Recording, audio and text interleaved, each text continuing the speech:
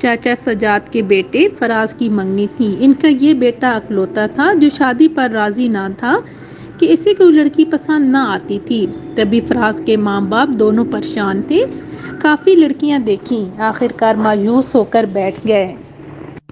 ایک رشتہ دار کی شادی میں فراز نے مہوش کو دیکھا تو وہ اسے پسند آ گئی۔ یوں چاچا چاچی کی ایک بڑی مشکل حل ہوئی۔ امید تھی کہ لڑکی کے ماں باپ انکار نہ کریں گے کیونکہ فراز بھائی مقابلے کا امتحان پاس کر کے ایک اعلیٰ عہدے پر فائز ہو چکے تھے اور دراز قد اور خوبصورت بھی تھے اور صاحب جائیداد بھی۔ ایسے رشتے بقول ہمارے والدین قسمت سے ملتے ہیں۔ مہوش کے والدین بھی نے انکار نہ کیا اور منگنی کی تاریخ دے دی گئی۔ چاچی نے امی کو فون کیا کہ تیاری رکھو، کارڈ بھجوا دوں گی، لیکن خوشی کی خبر جی چاہا پہلے تم کو ہی سناؤں۔ مدت بعد ایک خوشی بھری خوبصورت تقریب میں جانا تھا، وہ بھی فراز بھائی کی منگنی میں جن کو سبھی دل و جان سے عزیز رکھتے تھے۔ بڑے دھوم دھام سے منگنی ہوئی۔ پہلے سب چاچا کے گھر جمع ہوئے، پھر بہت سی کاریں کارواں کی صورت میں لڑکی کے گھر پہنچیں۔ رسم منگنی کی تقریب انہوں نے گھر پر رکھی تھی۔ ان کا گھر بڑا اور صحن کشادہ تھا۔ خوبصورت شامیانے تلے اسٹیج سجایا گیا تھا اور برقی کمکموں سے سارا گھر جگمگا رہا تھا۔ ہم بھی بہت اہتمام سے تیار ہو کر گئے تھے، مگر مہوش جب تیار ہو کر آئی تو جتنی روشنیاں اور کمکمے تھے سب ماند پڑ گئے۔ لگتا تھا ستاروں کی جھرمٹ میں چاند نکل آیا ہے۔ اس نے دلہنوں جیسا لباس پہنا ہوا تھا، گورے گورے نازک ہاتھوں میں مہندی اور سنہری چوڑیاں خوب سج رہی تھیں۔ مہوش کی رنگت غیر معمولی تبکناک اور پلکیں لمبی، رخساروں پر جھالروں ایسی تھیں، آنکھیں جھکی ہوئی۔ وہ کسی کی جانب نہیں دیکھ رہی تھی، نہ ہی اس کے چہرے پر کوئی تاثر تھا، بلکہ مجھ کو تو وہ اداس سی لگی تھی۔ تبھی سوچا کہیں مہوش کی مرضی کے بغیر تو اس کا رشتہ طے نہیں کر دیا گیا ہے، کیونکہ یہ زمانے کی ریت ہے کہ اکثر لڑکی کی مرضی اور خوشی کو نہیں دیکھتا۔ یہاں بھی ایسا ہی احوال دیکھا، کسی نے لڑکی کی دلی کیفیت کی جانب توجہ نہ کی، ہر کوئی اس کے حسن و سنگھار کی جانب ضرور متوجہ تھا۔ منگنی کی رسم بڑے اہتمام و انصرام سے ادا ہو گئی۔ مہمان پرتکلف کھانا تناول کرنے کے بعد اپنے گھروں کو چلے گئے۔ راستے بھر سبھی لڑکی کی صورت کے گن گاتے رہے۔ منگنی کے بعد فراز بھائی ہمارے گھر آئے تو ہم نے ان کے گرد گھیرا ڈال دیا اور مٹھائی کا کورس شروع کر دیا۔ وہ بہت خوش تھے، انہوں نے ڈھیر ساری مٹھائی منگوا کر ہماری فرمائش کو پورا کیا۔ میں نے اس سے پہلے کبھی ان کو اتنا شاد نہ دیکھا تھا۔ دل سے دعا کرنے لگی، خدا کرے ایسے ہی خوش رہیں۔ کتنا خیال رکھتے تھے وہ ہمارا، ہر ایک کی خیر چاہنے والے، ہر کسی کے چھوٹے سے چھوٹے مسئلے سے باخبر رہ کر ان کو حل کرنے والے۔ میں تو سوچتی تھی کہ خدا ایسا بھائی سب کو دے۔ ابھی اس خوشی کے جھونکے کو گزرے ایک ہفتہ ہوا تھا کہ چاچی گھبرائی ہوئی آئیں۔ امی کے پاس بیٹھ کر آہستہ آہستہ کچھ باتیں کرنے لگیں۔ ان کو پریشان دیکھ کر میرا دل دھڑکا۔ قریب گئی تو کہہ رہی تھیں، مہوش کا فون آیا تھا کہ آنٹی آپ سے کچھ بات کرنا چاہتی ہوں، کوئی ضروری بات کرنا ہے۔ کیا بیٹی؟ میں نے پوچھا۔ جواب دیا، ہاں آنٹی، میری زندگی کا سوال ہے۔ تبھی میں گھبرا کر ادھر چلی آئی کہ بھرا برا گھر ہے، گھر میں تو بات نہیں ہو سکتی۔ اگر لڑکی نے کوئی ایسی بات کہہ دی کہ میرے دل پر اثر ہو گیا تو مجھے کوئی سنبھالنے والا ہو۔ اللہ خیر کرے بھابھی، کیسی باتیں کرتی ہو؟ امی نے کہا۔ جانے کیوں دل میں کھٹک سی ہو رہی ہے۔ فراز تو اپنی منگنی سے اتنا خوش ہے کہ مجھے ڈر سا لگنے لگا ہے کہ خدا خیر کرے ہماری خوشی کو کسی کی نظر نہ لگ گئی ہو۔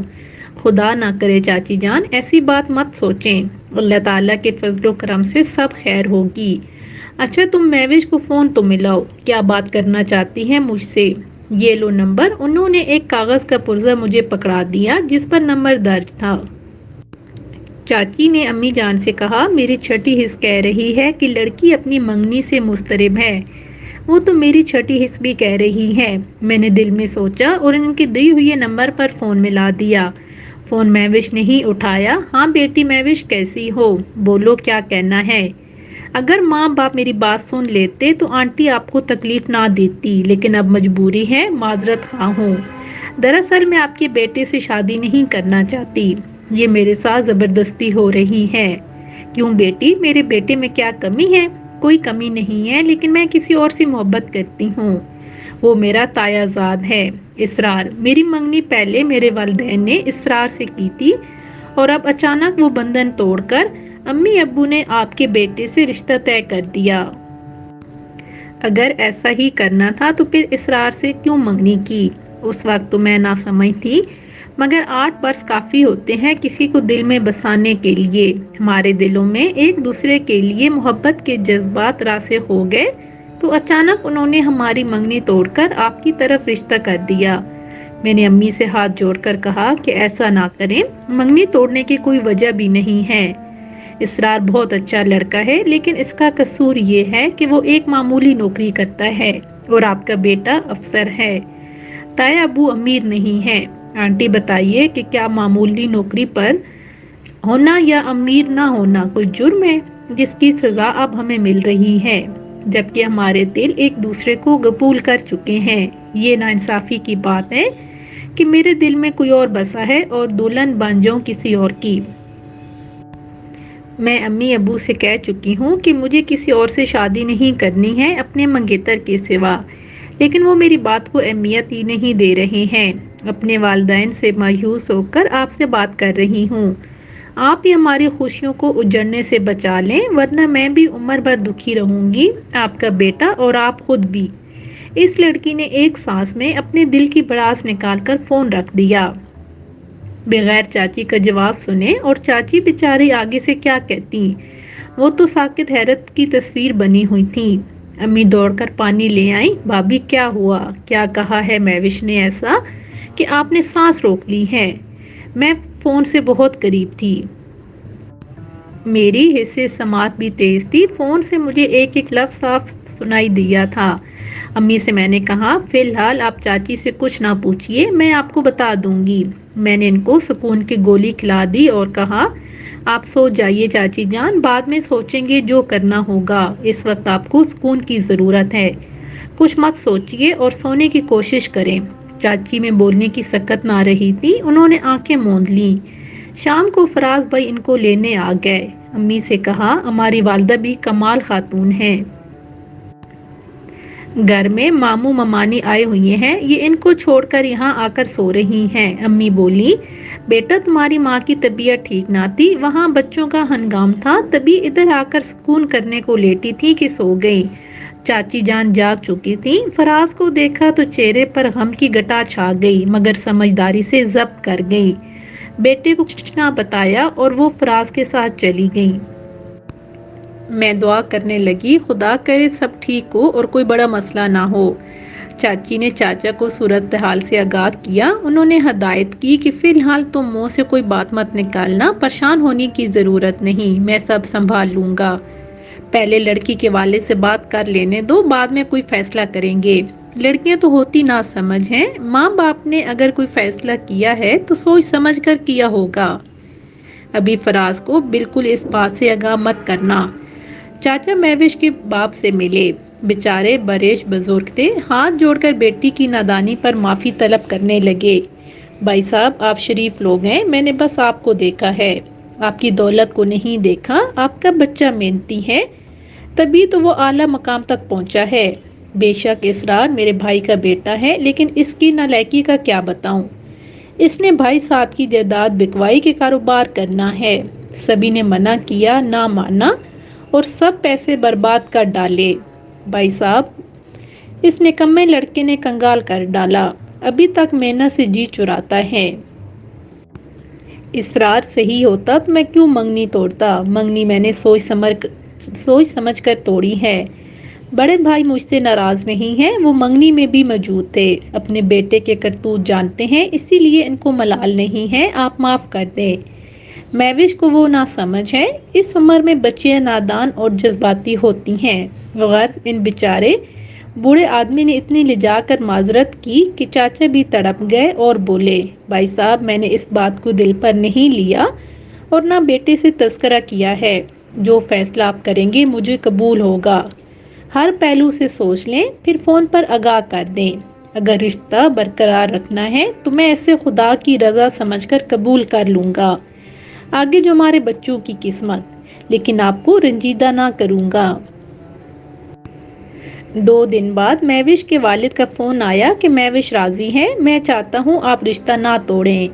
میرے چچا چاچی بھی یہ رشتہ نہ توڑنا چاہتے تھے کیونکہ ان کا بیٹا مہوش سے منگنی پر بہت خوش تھا۔ اللہ پر اچھی امید رکھ کر انہوں نے شادی کی تاریخ دے دی۔ تیاریاں شروع ہو گئیں۔ شادی میں ابھی 6 روز باقی تھے کہ ہم میوہ پہنچانے فراز بھائی کے گھر گئے۔ ابھی گھر سے کچھ دور تھے کہ کانوں میں رونے کی آواز آنے لگی۔ تشویش ہوئی کہ اللہ جانے ایسا کیا ہو گیا ہے۔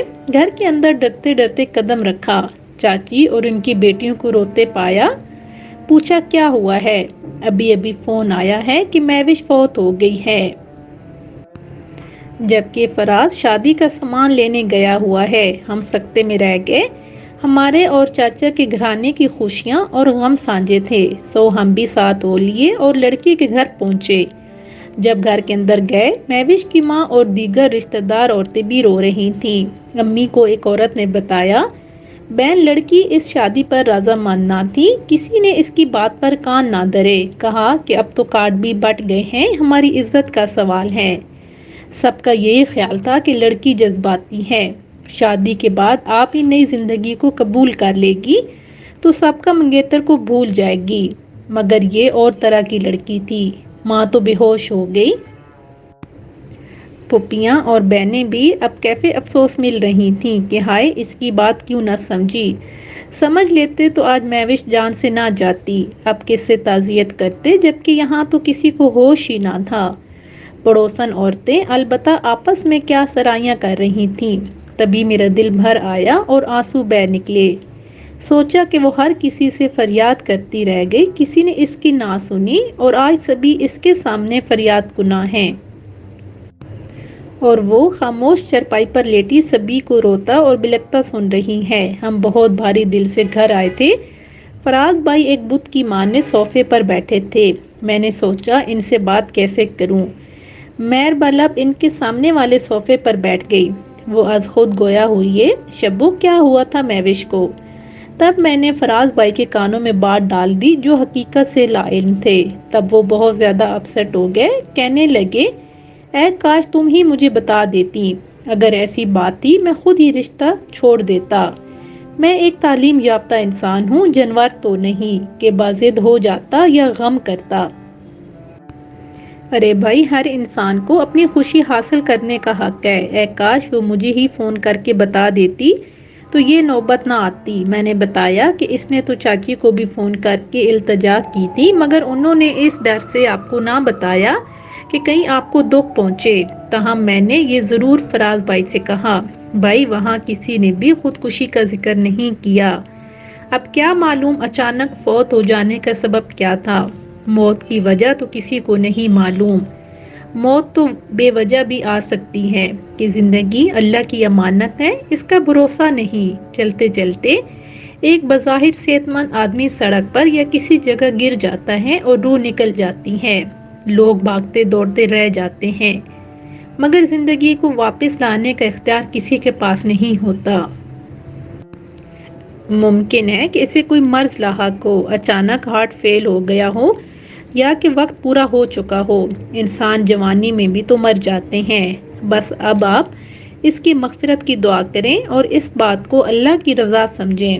فراز بھائی نے میری اس بات کا جواب نہ دیا، اٹھ کر گھر سے باہر چلے گئے۔ اس واقعہ کے 1 سال بعد جب فراز بھائی کی شادی کا کارڈ ملا تو میں سوچ میں پڑ گئی۔ وہ منظر میری نظروں میں پھرنے لگا جب مہوش اسٹیج پر فراز بھائی کے ساتھ بیٹھی تھی۔ ہاتھ میں منگنی کی انگوٹھی چمک رہی تھی، مگر چہرہ اداس تھا۔ کسی نے بھی اس وقت نوٹ نہ کیا کہ اس پورے تبکناک چاند کو گیند تو نہیں لگ رہا۔